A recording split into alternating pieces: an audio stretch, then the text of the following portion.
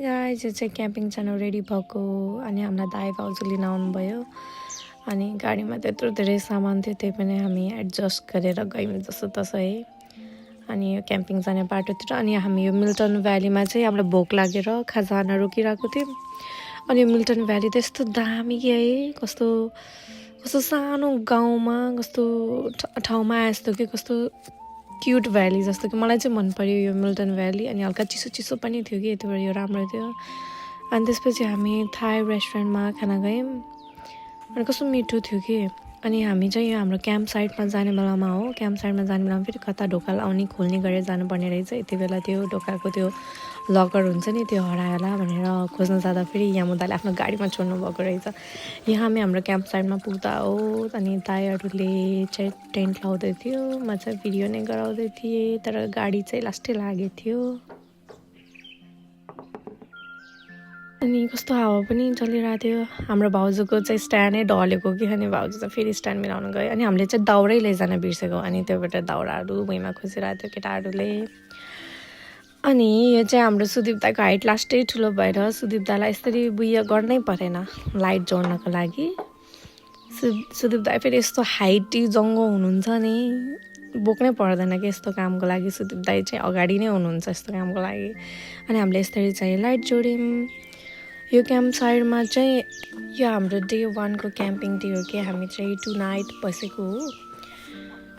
अनि हाम्रो दिगज दाइ चाहिँ फिसिङको लागि रेडी हुनुहुन्थ्यो, त्यहाँ हल्का सानो रिभर जस्तो नि थियो। अनि यहाँ चाहिँ यस्तो कङ्गारुहरू पनि कति धेरै के, अनि त्यहाँ उताबाट गाडी आइरहेको थियो नि कङ्गारु हिँडिरहेको थियो। अनि त्यसपछि हामीले आगो पनि बाल्यौँ।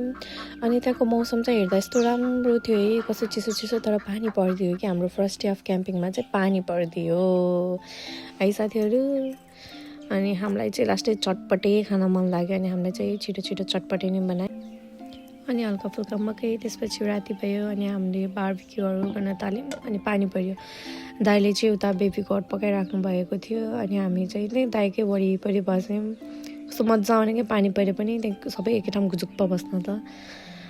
अनि त्यसपछि हामी एकैछिन हल्का पानी बन्द हुने आउने गरिरहेको थियो। अनि त्यसपछि खानासाना बजाएर नाच्ने अनि बार्बिक्यू गर्ने मान्छेहरूले गर्ने खाने यस्तो गर्दै बसिरहेको थियौँ हामीहरू। रमाइलो भयो थियो। यो चाहिँ हाम्रो टेन्ट हो, यो टेन्टमा चाहिँ हामी सबै अट्ने कि 10 जने। अनि त्यसपछि 12 बज्न लाग्यो साथीहरू। अनि त्यसपछि हामीले चाहिँ ह्याप्पी न्यू इयर गर्न लाग्यौँ। यो झिर्र 12 बज्यो अनि हामीले चाहिँ यो झिर्र बाल्यौँ ह्याप्पी न्यू इयर भन्दै। यही थियो हाम्रो फर्स्ट डे अफ क्याम्पिङ। अनि यसपछि हामी सबै सुत्न गयौँ। अनि हाम्रो सेकेन्ड डे पनि छ ल। अनि यो चाहिँ डे 2 अफ क्याम्पिङ। यो चाहिँ हामी बिहान उठेर हामी ब्रेकफास्ट गर्न लागेको। कस्तो यो ठाउँ त त्यो सेम कि कोहीसँग कन्ट्याक्टलेस भएर आनन्दले बस्नेवाला ठाउँ कि, दुनियाँमा के भन्छ थाहै छैन। हामीले चार्ज गर्न कतै पनि पाएनौँ कि, त्यही भएर मैले चाहिँ केही रेकर्ड गर्न पाएन, मैले मात्रै होइन सबैले केही रेकर्ड गर्नै पाएनौँ हामीले।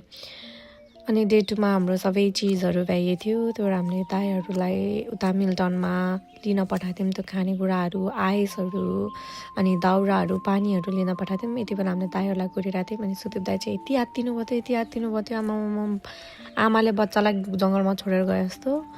अनि यति बेला चाहिँ ठ्याक्क उनीहरू 5 घन्टापछि आएन होला कि, 5 घन्टापछि। अनि यो चाहिँ हामीले फर्स्ट टाइम गाडी देख्दाको दृश्य कि उनीहरूकै, हामी यस्तो खुसी भएको थियौँ। अनि सुदीप दाइ त भन्नै परेन, हेर्नु यति खुसी हुनुहुन्थ्यो मेरो केटाहरू आयो मलाई छोडेर मलाई लापत्ता गराएर उनीहरू कहाँ गएको थियो, आयो मेरो केटाहरू आयो गरेर। त्यहाँदेखि सबै आएपछि हामीले यस्तो गेम खेल्न लाग्यौँ, रमाइलो भयो। यो क्याम्पिङको वर्स्ट पार्ट के हो साथीहरू थाहा छ? यो चाहिँ पिट टोइलेट हो कि, पिट। यस्तोमा हामीले आची गर्नुपर्ने, सुसु गर्नुपर्ने। अनि उता भित्र कोही आची गर्दैछ, बाहिरबाट मैले स्प्रे हान्दैछु कि त्यो नगनाओस् भनेर। उप्स, लास्टै के यहाँको सबै राम्रो, यहाँ हल्का यो टोइलेटको अलि व्यवस्था भएर। अनि त्यसपछि पानीको नि भएन क्या राम्रोसँग, अरू चाहिँ सबै राम्रो छ। बाहिर हल्का नेचरहरू यस्तो राम्रो है। अनि त्यसपछि केही भिडियो नै गर्न पाइएन। त्यसपछि राति भएपछि त्यही त हो, हल्का सुत्न जाने, गेमसम खेल्ने। यहाँ चाहिँ सबै तासहरू खेलिरहेको थियौँ। अनि बिहान भएपछि हामी चाहिँ फर्किनु पर्यो। बिहान चाहिँ यस्तो राम्रो मौसम थियो। अनि हामी चाहिँ फर्किनको लागि हामीले टेन्ट सबै बन्द निकाल्यौँ भन्न खोजेको।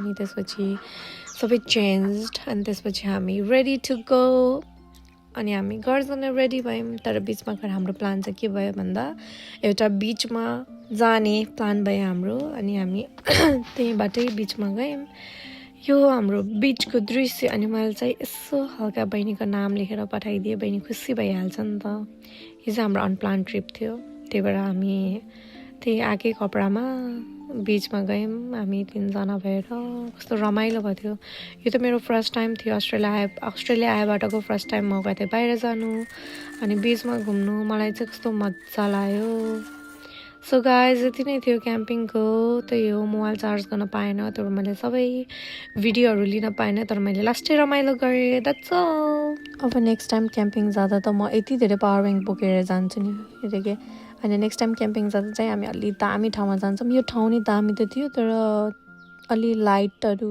यस्तो भएन कि तर हामीले रमाइलो गऱ्यौँ अझ यो बिचमा त्यति रमाइलो भयो नि आज चाहिँ ज्यान दुखेछ मेरो